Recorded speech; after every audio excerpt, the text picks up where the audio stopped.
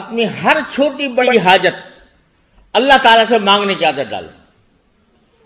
چھوٹی حاجت ہو تو بھی اللہ تعالیٰ سے مانگے. دیکھو حدیث میں رسول کریم صلی اللہ علیہ وسلم کا یہ ارشاد مروی ہے کہ اگر تمہارے جوتے کا تسمہ ٹوٹ جائے تو بھی اللہ تعالیٰ سے مانگو. جوتے کا تسمہ ٹوٹ جائے تو بھی اللہ. اب سوال یہ ہے کہ جوتے کا تسمہ ٹوٹ جائے تو آدمی کو چاہے بھائی موچی کے پاس جائے اس کا مرمت کرائے، لیکن رسول کریم صلی اللہ علیہ وسلم فرماتے ہیں کہ اللہ تعالیٰ سے مانگو، یا اللہ میرے جوتے کا تسمہ ٹوٹ گیا، اس کو ٹھیک کرا دیجیے، اس کا اسباب مہیا فرما دیجیے. چھوٹی سے چھوٹی حاجت بھی اللہ تعالیٰ سے مانگنے کی عادت ڈالیں. میں گھر سے باہر نکلا ہوں، یا اللہ مجھے اچھی سواری مل جائے، آرام کے ساتھ گھر پہنچ جاؤں. میرے جس شخص کے پاس مجھے جانا ہے، یا اللہ میرا کام جو مقصود ہے وہ حاصل ہو جائے. گھر میں داخل ہو رہا ہوں تو یا اللہ رب ادخلنی مدخل صدق واخرجنی مخرج صدق. اے اللہ مجھے اللہم انی اسألک خیر المولج و خیر المخرج، بسم اللہ ولجنا بسمی خرجنا. اے اللہ میں گھر کے اندر آپ سے داخل ہوں. حضور اقدس صلی اللہ علیہ وسلم نے اس طرح ہمیں تلقین فرمایا. صبح کو بیدار ہو تو یہ کہو، مسجد کو جانے لگو تو یہ کہو، مسجد میں داخل ہو جاؤ تو یہ کہو، وہاں سے باہر نکلو تو یہ کہو، کہ کھانا سامنے آئے تو یہ کہو. یہ معمولی بات نہیں ہے.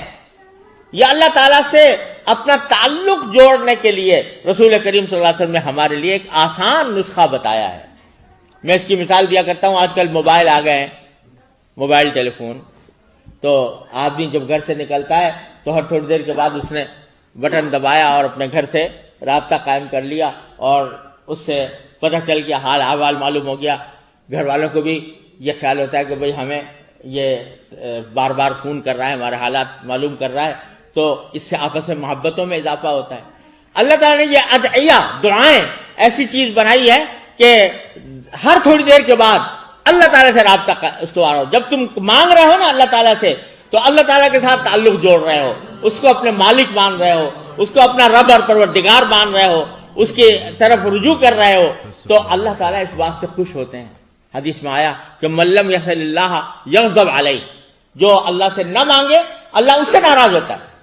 اور دنیا میں تو یہ معاملہ ہوتا ہے کہ آدمی ایک مرتبہ مانگے کسی سے، دوسری مرتبہ مانگے، تیسری مرتبہ مانگے، چوتھی مرتبہ مانگے، پانچویں مرتبہ مانگے تو دھکے دے کے باہر نکال دے، تو نے عادت بنا لی ہے مانگنے کی.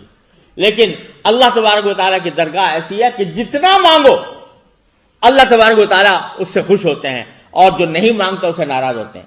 لہذا چھوٹی سے چھوٹی حاجت اللہ تعالیٰ سے مانگنے کی عادت ڈالے جائے، اور جو دعائیں نبی کریم صلی اللہ علیہ وسلم نے ماثورہ تجویز فرمائی ہیں ان کا اہتمام کیا جائے.